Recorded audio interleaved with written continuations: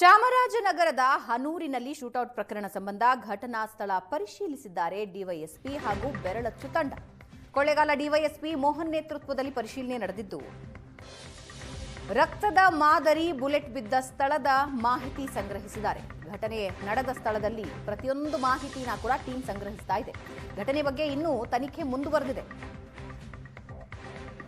ಗ್ರಾಮಸ್ಥರು, ಕುಟುಂಬಸ್ಥರು ಹೇಳೋ ಪ್ರಕಾರ ನಕಲಿ ಎನ್ಕೌಂಟರ್ ಅಂತಿದ್ದಾರೆ. ಆದರೆ ಅಧಿಕಾರಿಗಳು ಹೇಳ್ತಾ ಇರೋದು ಬೇಟೆಗೆ ಅಂತಲೇ ಬಂದಿದ್ರು, ಬೇಕಾದ ಸಾಮಗ್ರಿಗಳನ್ನು ಹೊತ್ಕೊಂಡು ಬಂದಿದ್ರು.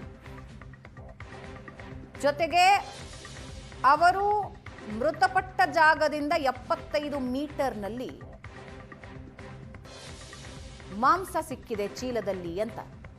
ಇದೇ ಪ್ರಕರಣ ಸಂಬಂಧ ತನಿಖೆ ಮುಂದುವರೆದಿದೆ. ತನಿಖಾ ಸ್ಥಳಕ್ಕೆ ತನಿಖಾ ತಂಡ ಬಂದು ಬೆರಳಚ್ಚು ತಜ್ಞರು ಬಂದಿದ್ದಾರೆ. ಅಲ್ಲಿ ರಕ್ತದ ಮಾದರಿಯಿಂದ ಹಿಡಿದು ಎಲ್ಲಾನು ಕಲೆಕ್ಟ್ ಮಾಡ್ಕೊಳ್ತಾ ಇದ್ದಾರೆ. 3 ದಿನಗಳ ಕಾಲ ಹನೂರು ಒಂದು ರೀತಿ ಬೂದಿ ಮುಚ್ಚಿದ ಕೆಂಡದಂತಾಗಿತ್ತು.